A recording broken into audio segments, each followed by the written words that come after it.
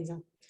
Hoy pues vamos a tocar un tema maravilloso, genial, que es la Primera Guerra Mundial y ese periodo entre guerras o ese periodo de los gloriosos años 20, que fue un periodo de alegría en el mundo, después de haber hecho ese análisis de prensa, de haber tocado el tema de Afganistán, después de haber tocado el tema, ese tema nacional que nos interesa tanto, que es el de la entrevista del expresidente Uribe con el padre Francisco de Rú, para hablar de los hechos que marcaron parte del conflicto armado interno de este país, pues deberíamos hacer la relatoría, pero como les dije, su compañero está en el médico, está indispuesto, tengo entendido, por la aplicación de la primera dosis de la vacuna contra el COVID-19, que todos ustedes pues ya se pueden ir a vacunar contra el COVID, así que agéndense, vacúnense y cuídense un montón también. Esto es una publicidad política no pagada, pero que creo que es importante. Y entonces vamos a arrancar con esto, con la Primera Guerra Mundial. Yo quiero que una persona me diga 3 cosas que sepa de la Primera Guerra Mundial. Doctora, Edwin, adelante. la Primera Guerra Mundial se origina por el surgimiento de las entramadas alianzas que habían en Europa. Esa Europa que conocemos hoy no era la Europa de los años 14, cuando estaba el Imperio Británico, el Imperio Alemán, el Imperio Austrohúngaro y el Imperio Ruso y el Imperio Turco-Otomano. Era una alianza entramada y marcada por el nacionalismo. Esto se da con la muerte del heredero al trono del Imperio Austrohúngaro, Francisco Fernando, en Serbia, por parte de la Mano Negra, porque Serbia pensaba que, perdón, porque Austria-Hungría pensaba pues que Serbia era como una provincia del Imperio Austrohúngaro y había como una facción nacionalista, vuelvo y repito, y Gavrilo Princip mata a su esposa y al heredero al trono, Francisco Fernando, y se origina la Primera Guerra Mundial, pero más por ese que fue la coyuntura o el florero de Llorente, fue por ese tema del nacionalismo que surgía en ese momento. Ok. José David. Profe, pues mi compañero ya dijo la mayoría, el asesinato, el homicidio del archiduque Francisco Fernando allí. Fue el casus belli para iniciar la Primera Guerra. Sin embargo, pues Alemania posteriormente invadiría allí a su vecino y pues ya iniciaría las confrontaciones propiamente dichas. Sin embargo, me parece interesante lo que decía la lectura que nos encomendó para esta clase, que la Primera Guerra Mundial no se puede decir que comenzó ahí, sino la podemos venir a hablar que la confrontación comenzó en la guerra de Rusia, ruso-japonesa, donde Japón venció por primera vez a Rusia, y allí se sienta como el precedente de que una civilización de segundo lugar, que en ese momento era considerada así como de un segundo grado, venció a un país que en ese momento era importante. Entonces ahí comienza esos movimientos nacionalistas a alimentarse estos sentimientos en Europa que posteriormente pues vendrían en la Primera Guerra. Y que ese tema ruso también contribuyó a la caída de un imperio, del imperio de los zares, del que vamos a hablar ahorita en un momentito. Valentina. Profe, pues la verdad yo quiero agregar algo muy pequeño y es que pues la Primera Guerra Mundial, o sea, los países tenían como que tensiones y la muerte del archiduque hizo que como que explotara la Primera Guerra Mundial, porque ellos estaban buscando una excusa para, pues, para entrar en guerra. Entonces eso les sirvió exactamente como para que explotara esto, ¿no? Es correcto. Se dice que el detonante principal de la Primera Guerra Mundial fue el asesinato de Francisco Fernando y su esposa Sofía, pero realmente, y lo vamos a ver ya ahorita en un momentito, las causas o los problemas venían de mucho tiempo antes. La muerte de Francisco Fernando fue como una excusa para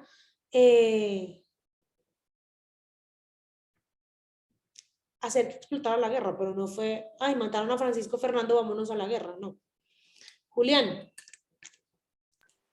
Bueno, yo creo que ya los compañeros han dicho pues las causas principales, pero pues quería agregar una que pues algo que viene como anteriormente era lo que decía el nacionalismo, y pues también en este caso era el cambio histórico y que se venía presentando en Europa. Ya pasamos de las épocas de imperios y ya países pequeños como la nueva nación que iban a ser como Alemania, Japón, que ya se estaba considerando una nueva potencia, y las viejas potencias que ya estaban desapareciendo, como el imperio austrohúngaro, el imperio otomano. Ya entonces se estaba haciendo un cambio pues de la política y del manejo de cómo se estaba viviendo en Europa en esa época. Es correcto. Uno de los grandes detonadores también de la Primera Guerra Mundial fue todo ese movimiento nacionalista que iba a seguir tomando más fuerza y que también iba a terminar contribuyendo a ser el detonante de la Segunda Guerra Mundial, que es lo que vamos a hablar dentro de 8 días. Elian. ¿Me escuchan? Sí, perdón. Pues básicamente para mi concepto y lo que yo leí sobre sus escritos que nos mandó fue que más que todo la guerra era por terrenos. Desde Viena y Croacia ya venían teniendo un enfrentamiento que era por la lucha de los territorios que Viena había conseguido hasta llegar al mar, el mar Mediterráneo, que Gran Bretaña lo tenía completamente dominado con su gran fuerza marítima armada, su gran armada. También era por los terrenos que Alemania y Francia estaban disputando de Crimea y Lorena, creo que es así. Sí, Alsacia-Lorena. Eso, gracias. De Alsacia-Lorena. O sea, prácticamente era una lucha de solo de quién ocuparía más territorios entre las superpotencias y las nuevas potencias que iban a emerger. Pues es que acuérdense que toda guerra, o en su mayoría casi todas las guerras, son por poder, y el poder para los estados nacionales se ve representado en cuánto territorio tengan. Alejandro. Profe, buenos días compañeros. No, es más que todo una aclaración, pues yo leí la lectura que se nos había dejado, pero hay algo que me llamó la atención, no sé si es lo mismo, porque yo hice una anotación que decía que Viena esperaba parar la influencia de Serbia, que estaba tratando de absorber los imperios que se iban a independizar del imperio austrohúngaro. Por eso sucedió lo del asesinato del archiduque, pero entonces no entiendo, qué pena. Serbia y Austro-Hungría son diferentes, ¿sí? Sí, Serbia era un reino, y Austria-Hungría, o lo que hoy son Austria y Hungría, era el imperio austrohúngaro, que era el imperio más grande del momento, o uno de los imperios más grandes del momento en Europa. Sí, tenía esa duda, profe, muchas gracias. Bueno, señores y señoritas, la Primera Guerra Mundial empezó el 28 de julio de 1914 y culminó el 11 de noviembre de 1918. ¿Por qué se le denominó Guerra Mundial si realmente sucedió en Europa? Se le denominó Guerra Mundial porque todas las grandes potencias de la época se vieron involucradas en el conflicto de una u otra manera. En un conflicto en donde más de 70 millones de militares combatieron en la guerra. Un conflicto que fue el primero donde se utilizaron armas de largo alcance como bombas, como granadas, donde las estrategias militares empezaron a cobrar mucha importancia en términos de cuándo pelear, cómo pelear, teniendo en cuenta los fríos inviernos europeos de la época, teniendo en cuenta las rutas, lo incómodo del territorio, la poca facilidad de transportarse, etcétera, etcétera, etcétera. ¿Quiénes combatieron? Pues todo se dividió en dos bandos: la Triple Alianza, que estaba conformada por el Imperio Alemán y Austria-Hungría, a quienes después se les unió Italia, y la Triple Entente, que eran el Reino Unido, Francia y el Imperio Ruso. ¿Esto qué quiere decir? Que la Triple Entente tenía quizá más soldados que la Triple Alianza, pero muchos de los soldados de la Triple Alianza, del Imperio Alemán sobre todo, estaban mejor capacitados y mejor formados para la guerra que los soldados del Reino Unido, Francia y el Imperio Ruso.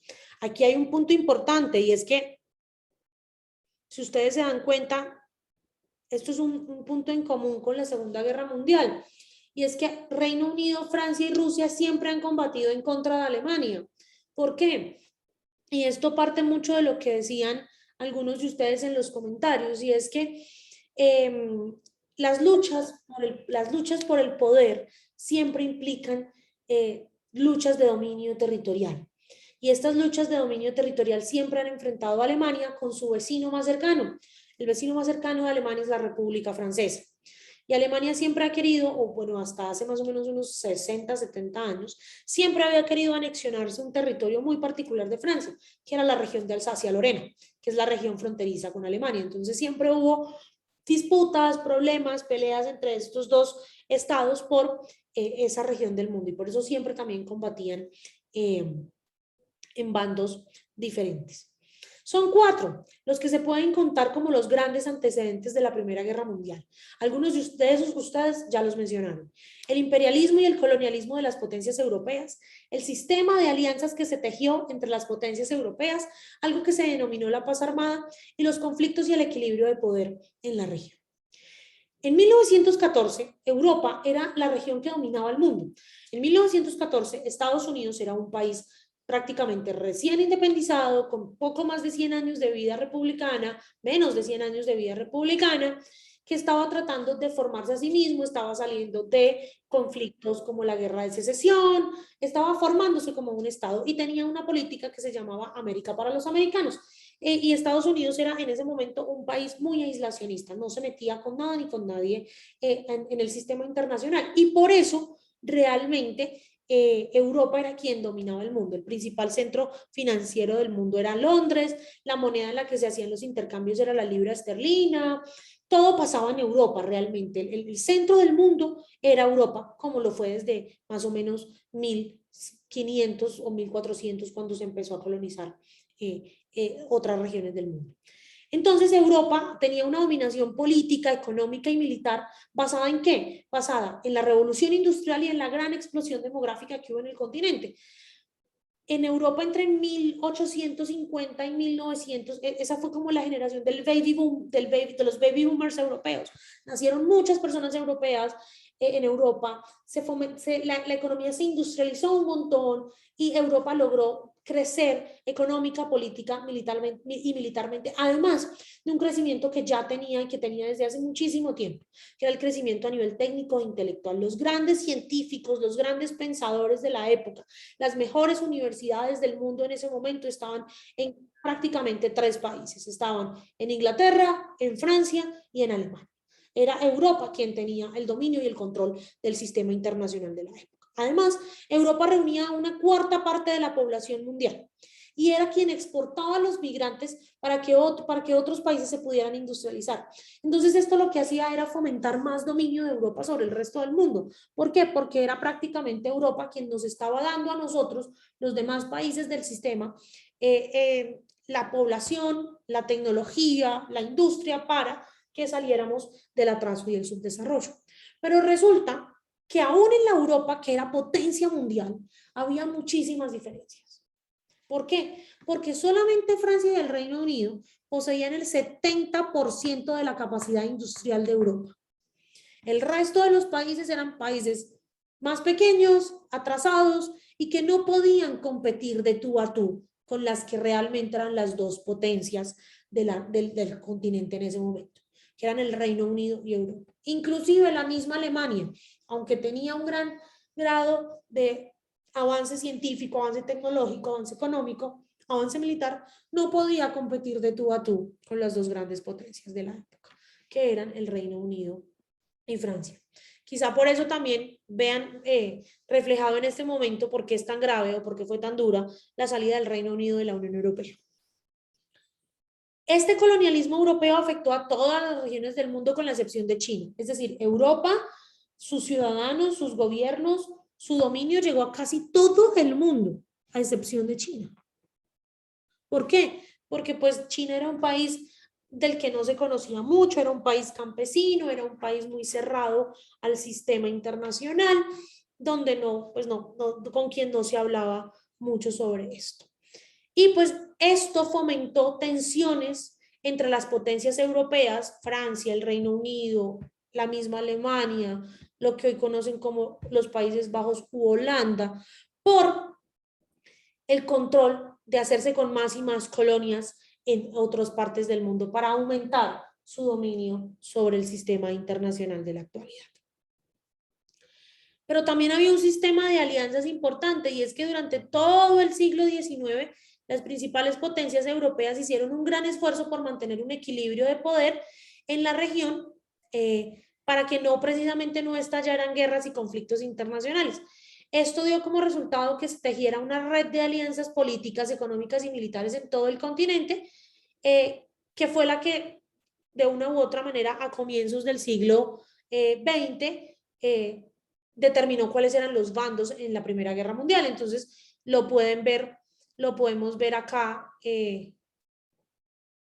reflejado, los países que están en azul, por ejemplo, el Reino Unido, Francia y Rusia eran los aliados de la llamada Triple Entente, que son los que están en azul.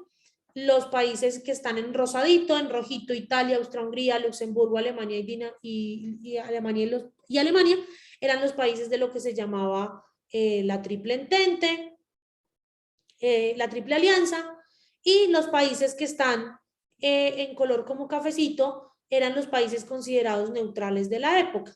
Países como Portugal, España, Noruega, Suecia, Suiza, que siempre ha sido un país neutral en términos de conflictos, Serbia, que parecía ser un país neutral, pero de una u otra manera estaba buscando robarle terreno a Austria-Hungría, y lo que hoy se conoce como Turquía, que era el Imperio Otomano. Esto nos llevó a ¿qué? Nos llevó a tener una paz armada, y es que tras la unificación alemana, porque Alemania, esta Alemania que ustedes están viendo acá, no siempre fue así, estaba dividida en dos grandes imperios que se unificaron después de la guerra franco-prusiana, con la fundación del Imperio Alemán en 1871, pues lo que logró fue que se creara o que llegara un nuevo país, un nuevo actor a esta lucha de equilibrio de poderes en conjunto con Francia y con Inglaterra. Francia e Inglaterra siempre se han llevado bien, y cuando llegó Alemania, pues Francia e Inglaterra se vieron forzados o se vieron orillados a unirse mucho más para precisamente no permitir que Alemania entrara en esa carrera armamentística. Pero Alemania entró a la carrera armamentística y entró directamente a combatir con el Reino Unido, aunque Francia era su principal rival. Pero ¿por qué Alemania entró a pelearle de tú a tú en esa carrera armamentística al Reino Unido? Porque el Reino Unido era el país con la mejor fuerza armada de Europa en ese momento. El Reino Unido se vio obligado por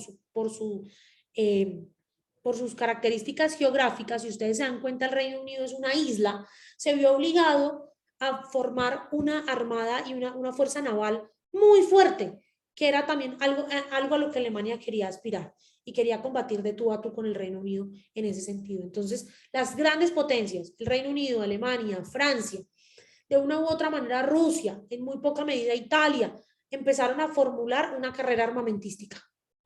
Una carrera armamentística en la que los recursos se destinaban a la producción de armas, a la producción de elementos que permitieran la tecnificación de las fuerzas militares de estos países.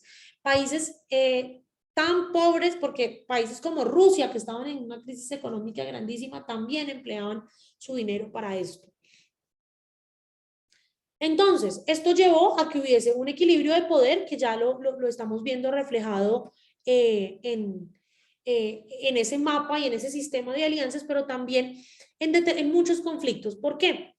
Porque Austria-Hungría, el imperio austrohúngaro, se anexionó la provincia de Bosnia-Herzegovina, lo que hoy es Bosnia-Herzegovina, que no está acá marcado en el mapa, por ejemplo, que es un país muy chiquitito en Europa. Esto enfureció a Serbia, porque Bosnia-Herzegovina quedaba en las inmediaciones del reino serbio, y Serbia y el imperio ruso era protector del imperio serbio. Entonces, esto lo que causó fue que en 1912 se estallara la primera guerra de los Balcanes, y lo que logró que en todo este territorio que está marcado acá, gracias al Tratado de Londres, perdón, pues se determinara algunas ganancias territoriales para esos países y se creara un nuevo Estado independiente que era el Estado de Albania, que es un país que hoy en día todavía existe. Pero esto no fue suficiente, este Tratado de Paz de Londres no fue suficiente y estalló la Segunda Guerra de los Balcanes, desestabilizando aún mucho más la nación, porque Bulgaria empezó a querer más territorio y atacó a Serbia y a Grecia. Entonces terminaron enfrentándose unos a otros y por eso se dice que el asesinato de Francisco Fernando lo único que hizo fue darle más pólvora a algo que ya estaba prendido, a una hoguera, darle más fuego a una hoguera que ya estaba prendida. Y esta hoguera era la hoguera de las diferentes guerras de los Balcanes. En el año 1914, las potencias centrales, es decir, todos los países que les mostré en el mapa, tenían 138 millones de habitantes, es decir, la población europea era más o menos de 138 millones de personas, en las que más o menos 33 millones de personas podían exactamente el polvorín de los Balcanes, que no terminó en ese momento, sino terminó en los años 90. Podían entrar a la guerra. Y aquí es donde estalla la guerra. Porque como lo dijeron ustedes al principio cuando les dije que me contaran cosas que sabían del conflicto, el 28 de junio de 1914, Francisco Fernando de Austria-Hungría, el heredero al trono del Imperio Austrohúngaro, visitó Sarajevo, que es la capital de Bosnia y Herzegovina. Allí unos chicos querían asesinarlo. Pertenecientes a una organización que se llamaba La Mano Negra, pues querían asesinarlo. En el momento en que la comitiva pasó por la calle en la que tenía que suceder el atentado falló. Pero pues sí hubo una explosión y hubo varios heridos a los que Francisco Fernando quiso ir a visitar en su momento. Allí fue entonces donde Gavrilo Princip disparó el arma que asesinó a Francisco Fernando y a su esposa Sofía. Y que es lo que todos conocemos o lo que todos decimos, ese es el preludio de la guerra, eso fue lo que pasó y por eso fue que estalló la guerra. Entonces, el asesinato del archiduque Francisco Fernando tenía dos implicaciones. La primera era que Austria-Hungría se quedaba sin heredero al trono, porque el archiduque no tenía hijos. Francisco Fernando era el sobrino del archiduque. El imperio, o sea, en ese momento, el imperio austrohúngaro ya estaba destinado a acabarse, porque no tenía herederos al trono. Y segundo, pues esto llevó a un mes larguísimo de maniobras diplomáticas entre todas las potencias, Austria-Hungría, Alemania, Rusia, Francia, el Reino Unido, para tratar de evitar el conflicto. ¿Por qué? Porque Austria-Hungría sabía que el reino de Serbia estaba implicado en el asesinato de Francisco Fernando. Y Austria-Hungría lo que hizo fue decirle a Serbia, tiene tantos días para que resuelva este problema y yo no le declare la guerra. Eso no pasó. El 28 de julio de ese año, de 1914, Austria-Hungría le declaró la guerra a Serbia. Y ahí se formaron los dos bandos. La triple entente, Rusia, Francia, el Reino Unido, para defender al reino de Serbia, y la triple alianza, Alemania y Austria-Hungría, para defender los intereses de Austria-Hungría. Pero es que resulta que la gente, los países, los gobiernos, no pensaban que se iba a ser un conflicto largo. Ambos bandos en conflicto esperaban que la guerra fuera cortica, que no durara más de 4 semanas. Y aquí viene un tema que tocó José David, y es el tema del nacionalismo. Entonces, algunos decían que la guerra, como el general alemán Helmut von Moltke, decía que la guerra es uno de los medios de los que se vale Dios para el progreso. Y otros decían que la guerra era una necesidad biológica. ¿Por qué? Porque las potencias europeas no habían conocido otra cosa que no fuera la guerra. Las potencias europeas no habían vivido otro momento en la vida para resolver sus problemas que no fuera la guerra. Para las potencias europeas, la guerra era lo único que se podía solucionar, lo único con lo que se podía solucionar, los problemas. Entonces, la guerra no terminó siendo una guerra corta, fue una guerra de casi 4 años, fue una guerra desgastante y fue una guerra que vamos a tratar de entender en 10 minutos. La Primera Guerra Mundial, antes conocida como la Gran Guerra, fue una confrontación bélica ocurrida principalmente en Europa entre los años 1914 y 1918. La guerra más sangrienta que había conocido el mundo hasta entonces. Más de 9 millones de combatientes y unos 7 millones de civiles perdieron la vida. una cifra extraordinariamente elevada comparado con guerras anteriores. Estas cifras son tan elevadas, entre otras cosas, por los avances tecnológicos e industriales de los beligerantes. En la Gran Guerra se vieron involucradas todas las grandes potencias industriales y militares de la época. Antecedentes. De la noche a la mañana, Alemania, que había llegado tarde al reparto colonial, se incorpora al Club de las Grandes Naciones. Su gran ejército había infligido una humillante derrota a la Francia de Napoleón III y el rey de Prusia, Guillermo I, se había proclamado emperador, Kaiser de todos los alemanes.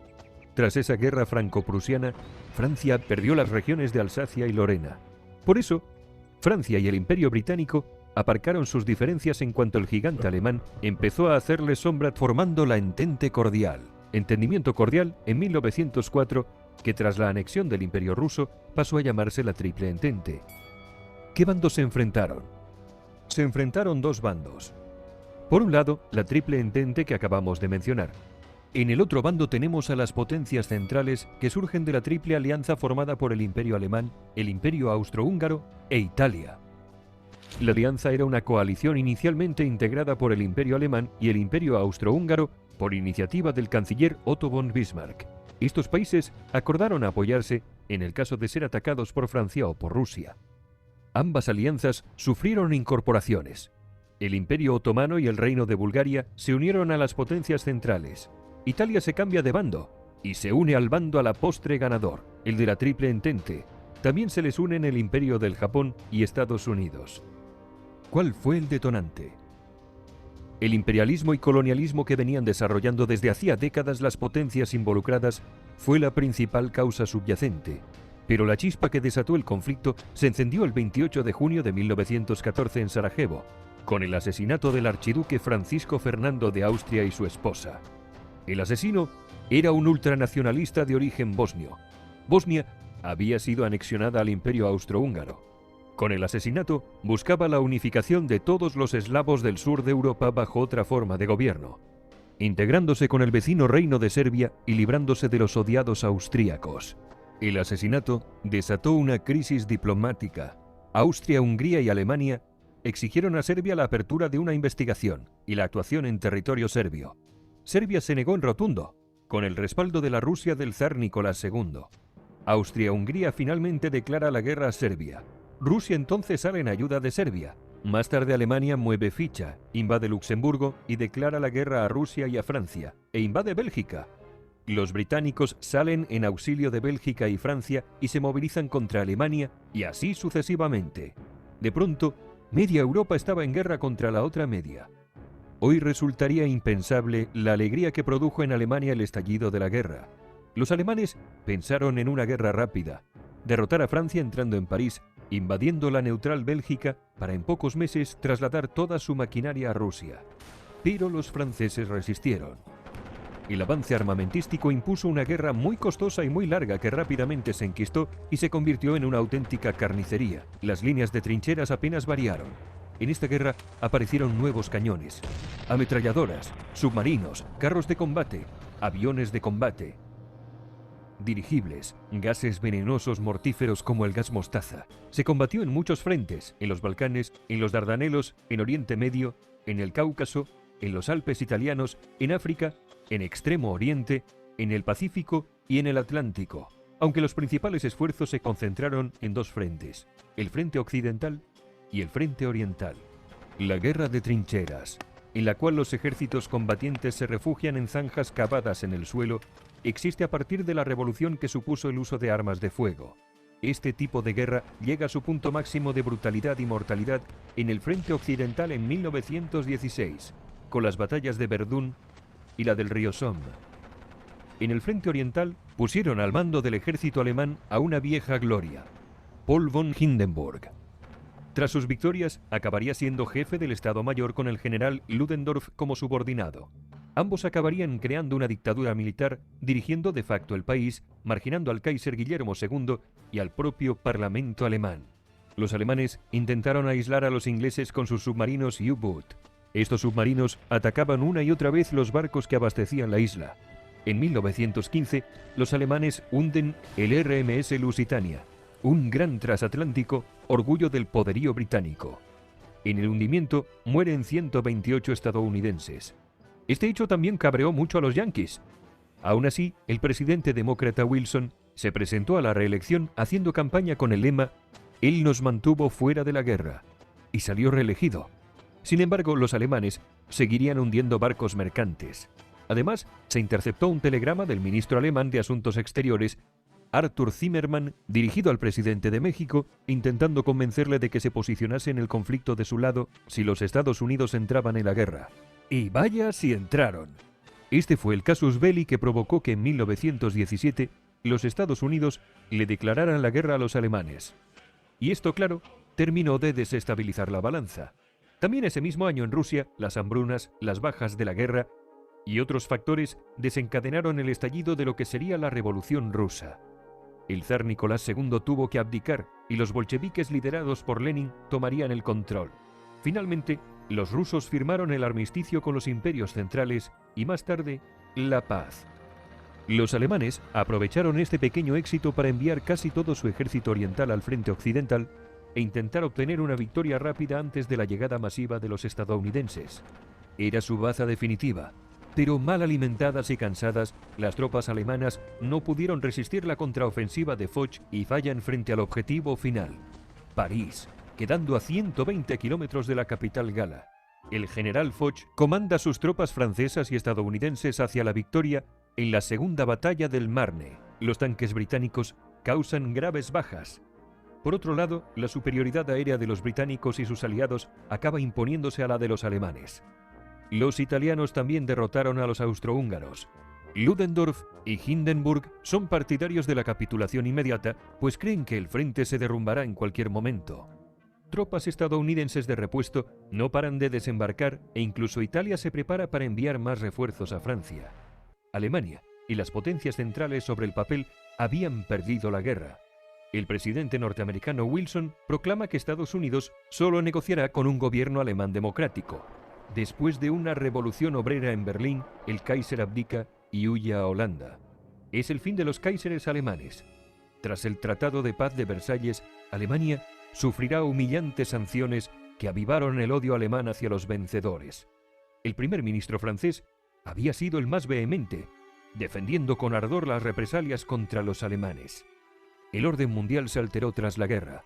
4 imperios se deshicieron: el alemán, el austrohúngaro, el otomano y el imperio ruso de los zares.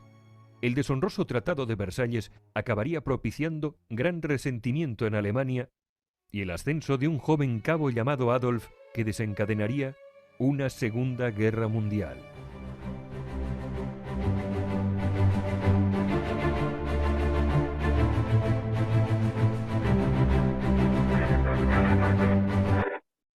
Interesante historia. Ahora bien, ¿qué consecuencias trajo la Primera Guerra Mundial? Precisamente, una de las más importantes, y aquí menciono algunos efectos que para mí son los más relevantes de la Primera Guerra, que dejó la Primera Guerra Mundial.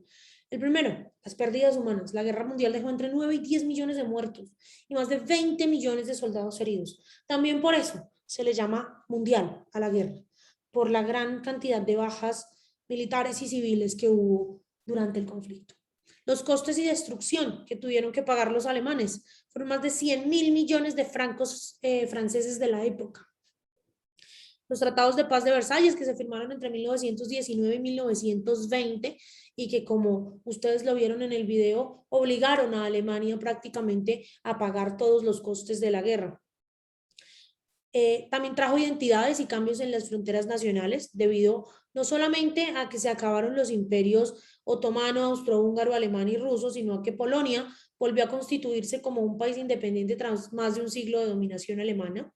Efectos sobre la salud, teniendo en cuenta que de los 60 millones de militares europeos que se movilizaron en la guerra, unos 7 millones sufrieron alguna discapacidad permanente, como por ejemplo amputaciones de sus miembros inferiores o superiores, quemaduras, etcétera, etcétera, etcétera. Y pues los resultados de la Primera Guerra Mundial, los resultados del Tratado de Versalles tuvieron una gran influencia en el fascismo y en el nazismo. ¿Por qué? Porque contribuyeron a que se fomentara el odio de los alemanes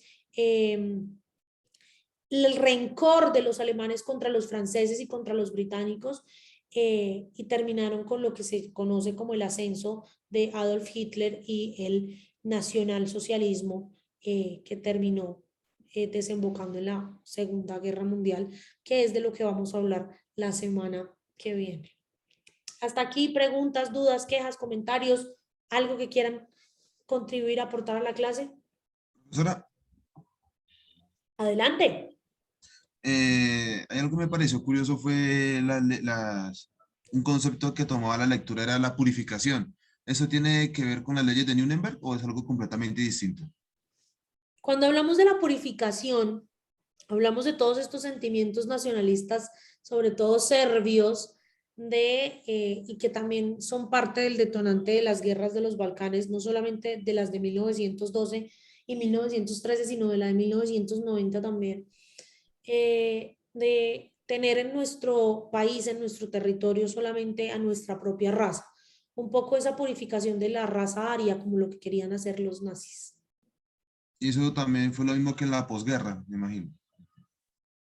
La posguerra es ese momento en el que se acaba la guerra y tenemos que empezar a pensar, valga la redundancia, en la reconstrucción de nuestros estados, que fue lo que pasó en los gloriosos años 20. ¿Alguna otra pregunta, duda, comentario? Profe, ahí como consecuencia del desplazamiento de las tropas y el retorno a sus hogares, fue una de las causas de la anterior pandemia, ¿no? De la gripe española. La gripe española de 1918, sí, señor, que fue la primera gran pandemia mundial, que dicen que la llevaron los norteamericanos, cuando pues desembocaron cuando desembarcaron en costas europeas, y que también mató a más de 100 millones de personas. El COVID, Doctora. el COVID de los 1900. Adelante. Doctora, también las condiciones en que se desarrolló la Primera Guerra Mundial, la guerra de trincheras, el armamento que se utilizó, el tema de los gases, del fósgeno, del cloro, pero también el tema que pasaba en el Imperio Ruso, la caída del zar Nicolás II por el surgimiento de la Revolución Bolchevique en 1917. La Revolución de Marzo, que no fue en marzo, sino en octubre.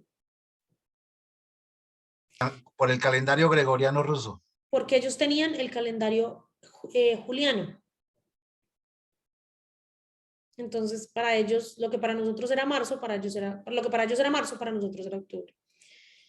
Sí, y quizá esa también fue una gran consecuencia para que termináramos en la Segunda Guerra Mundial, y es que nace el imperio, el gobierno bolchevique, encabezado por Lenin, Stalin y Trotsky, en la antigua Unión Soviética, o lo que hoy es Rusia.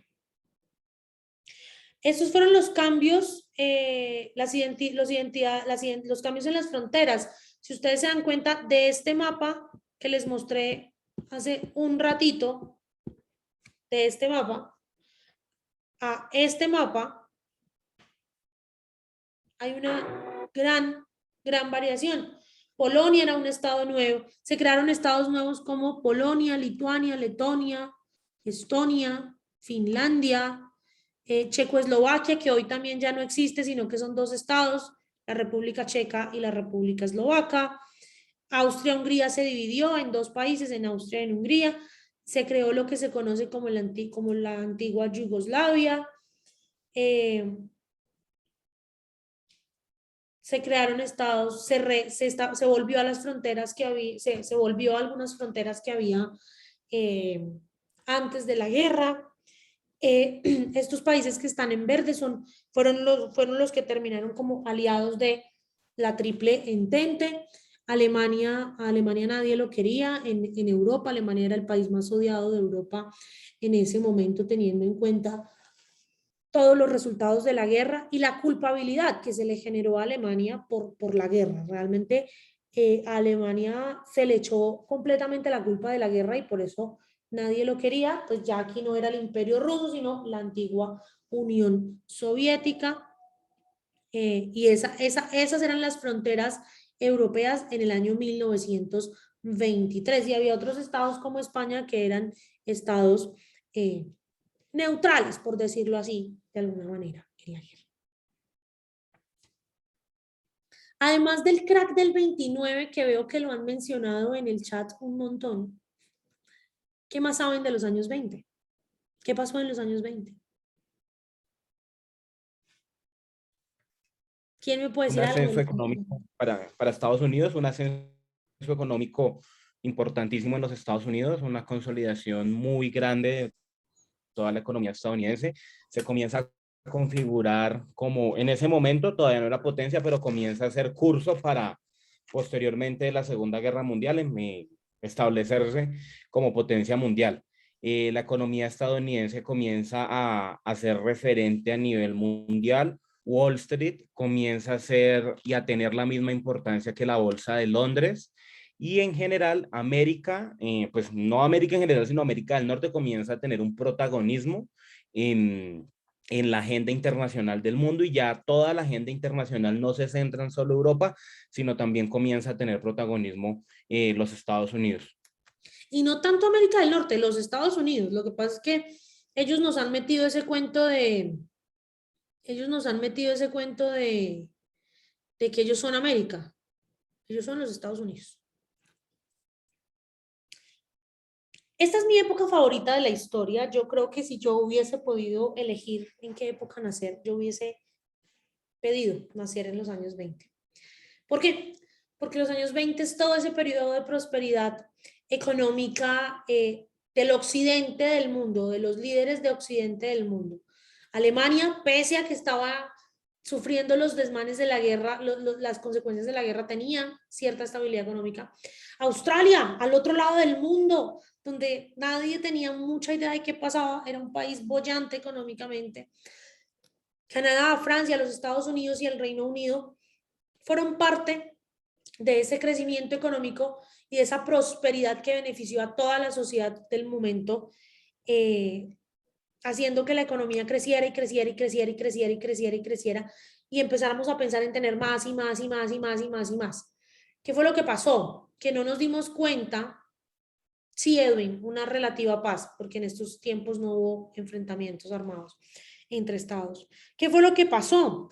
Que esto terminaría de una forma muy abrupta el 24 de noviembre de 1929, cuando el jueves negro, ese jueves 24 de noviembre, se cayó la bolsa de Nueva York, la bolsa de Wall Street, descendió a sus mínimos históricos, y esto conllevó a que sucediera algo que se llamó la Gran Depresión o el crack del 29.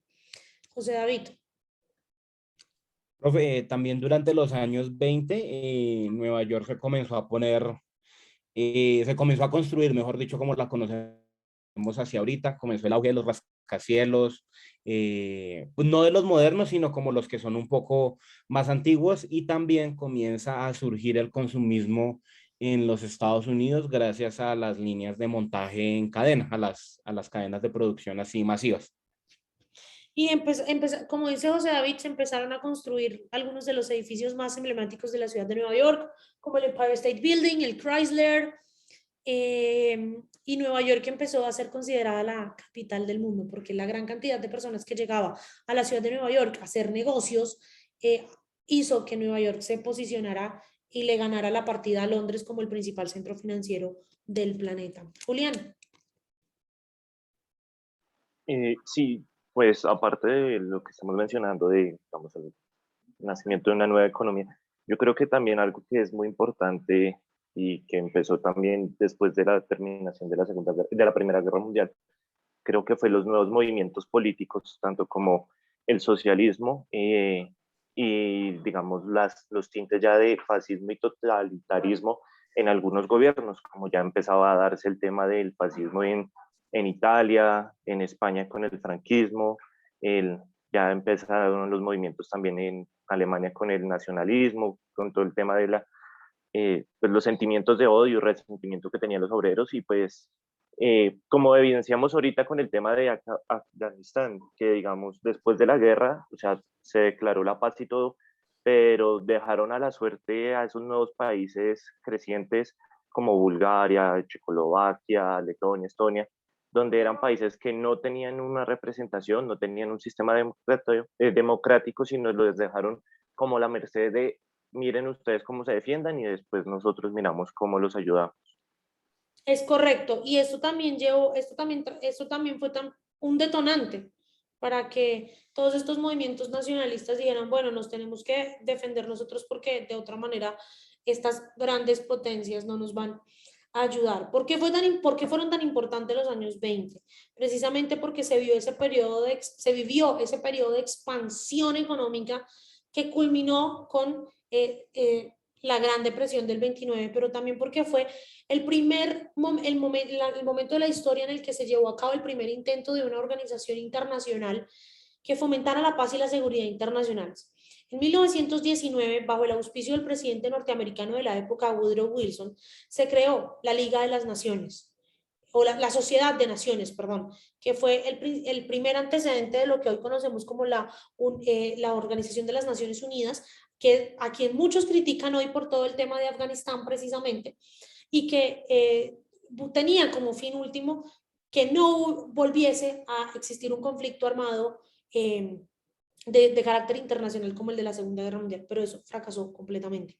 Y tan fracasó que hubo una Segunda Guerra Mundial, en donde pues ya ustedes saben lo que pasó y que lo vamos a recordar la semana que viene.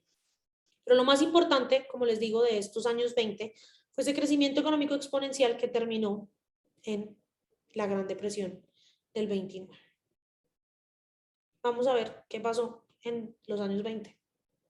Entre la Primera y la Segunda Guerra Mundial, el mundo vivió una época turbulenta. Entre los años 1919 y 1939 nos encontramos con una situación social, política y económica que llevará al mundo a una Segunda Guerra Mundial. Una Segunda Guerra Mundial que será más cruel, más larga y más mortífera que la primera. ¿Cómo llegó el mundo a enfrentarse de nuevo en una guerra suicida? Todo ello se lo debemos al periodo llamado de entreguerras, un periodo en el que el mundo pasará de la euforia de los felices años 20 tras la guerra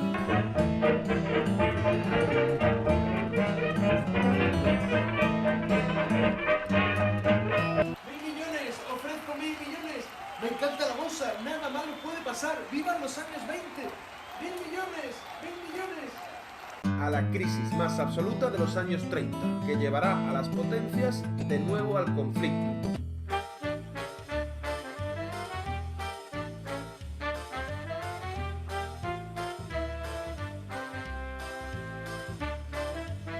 ¿Estáis preparados? ¡Adelante!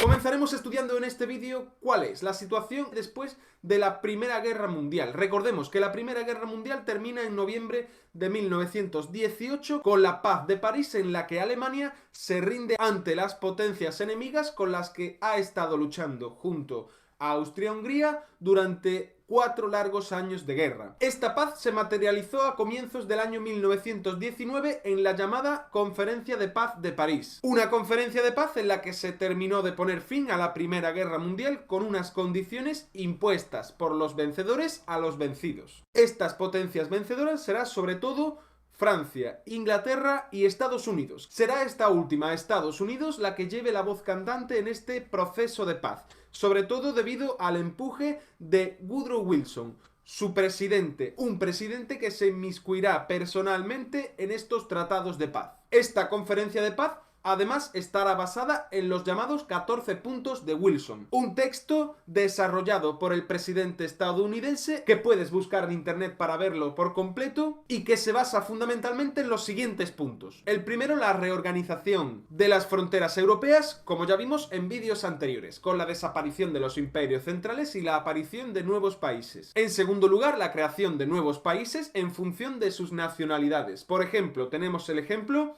del Imperio Austrohúngaro, un imperio en el que había un gran número de nacionalidades, unas nacionalidades que ahora van a surgir como nuevos países, tales como Austria, Hungría, Checoslovaquia y los países de la zona balcánica.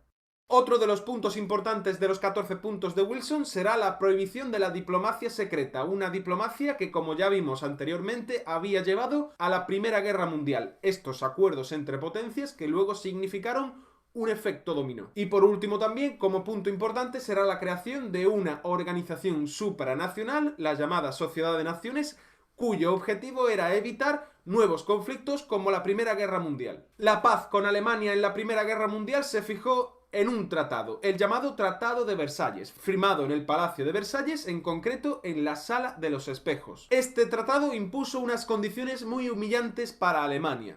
En primer lugar será la pérdida de su territorio, como por ejemplo los territorios de Alsacia y Lorena que pasarán a Francia. Se redujo, por ejemplo, su servicio militar, se redujo su ejército al mínimo y también se prohibió la militarización de una zona fronteriza entre Alemania y Francia, la Renania, con el objetivo de que nunca Alemania pudiese volver a tener militares en esta zona tan cercana al país francés. Asimismo, y también como consecuencia más importante, se le impuso a Alemania el pago de unas reparaciones de guerra astronómicas.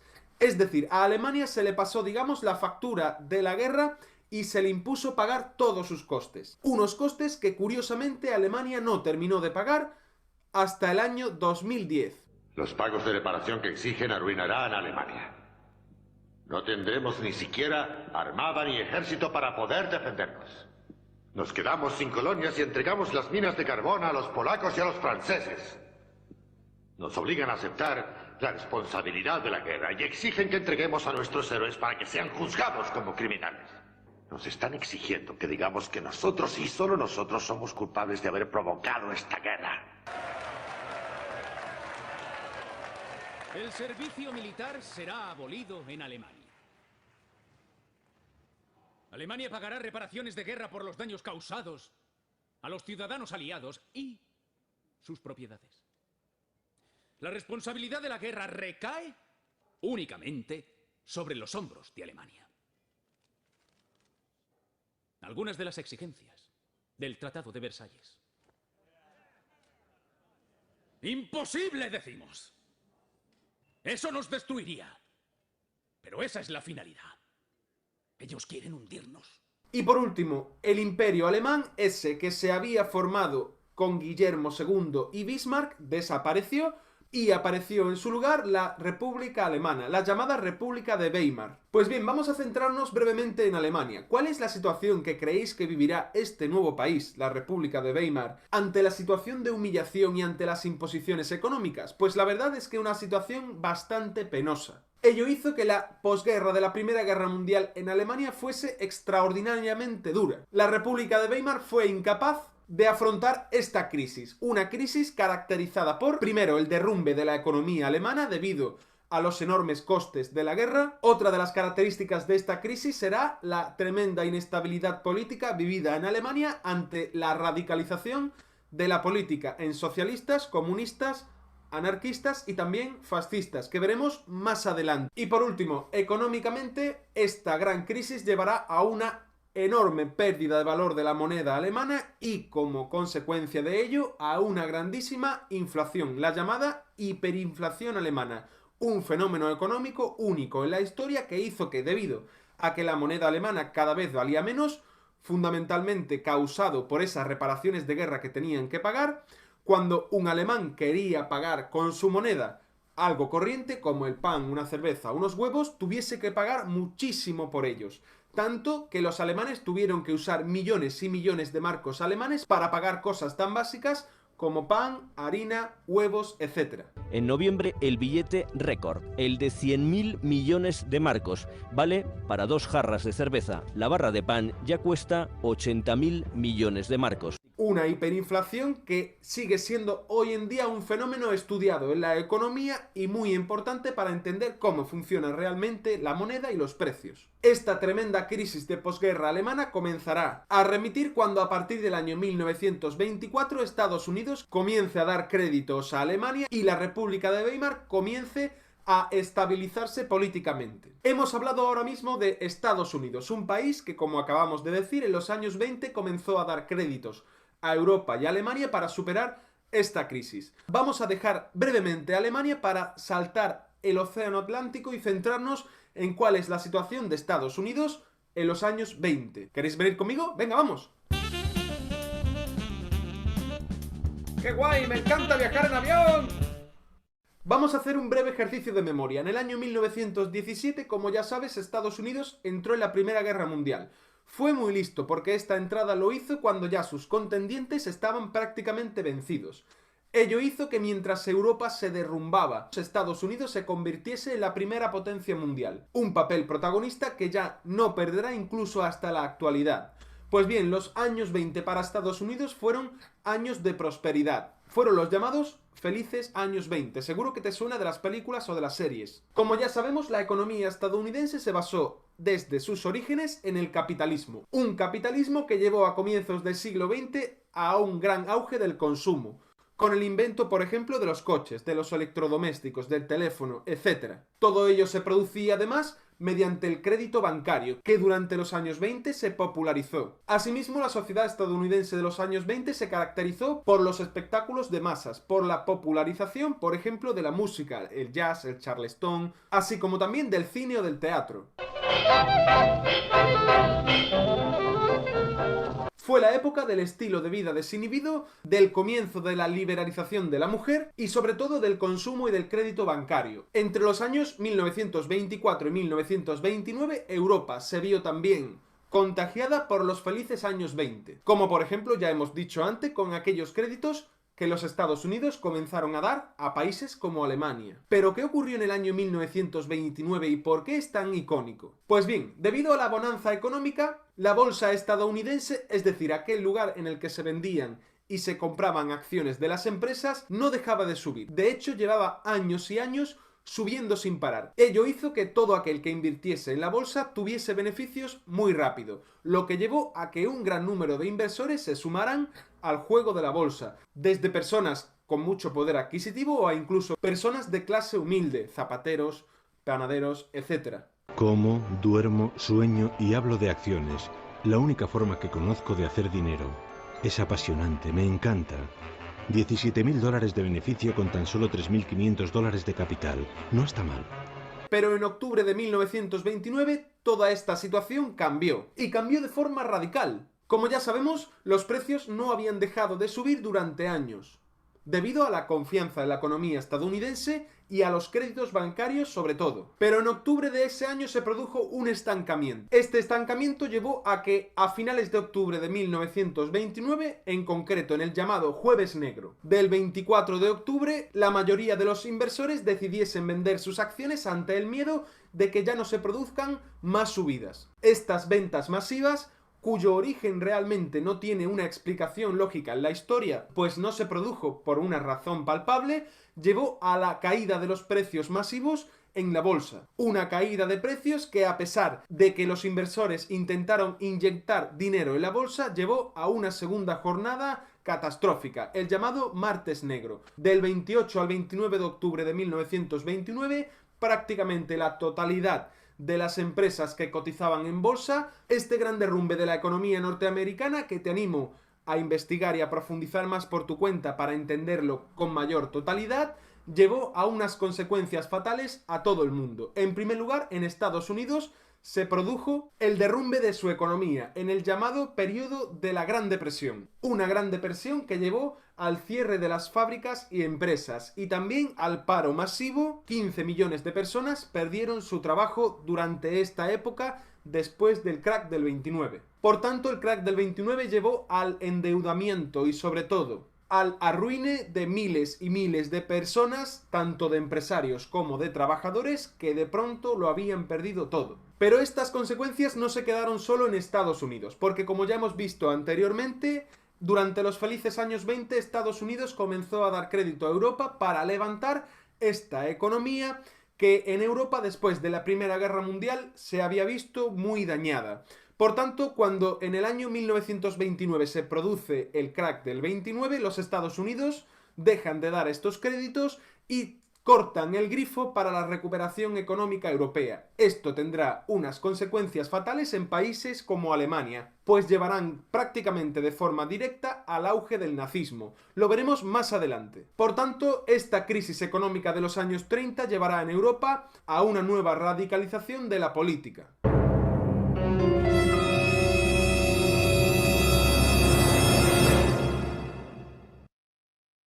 Después de haber estudiado el crack del 29, ¿podemos aprender algo de ello? Pues muchísimo, aunque en realidad parece que no hemos aprendido nada, porque la crisis económica que hemos vivido y vivimos recientemente se produjo, en parte, por el auge del crédito hipotecario durante los años 2000, que al igual que en los años 20 se dieron sin control. Tantos años y todo sigue igual.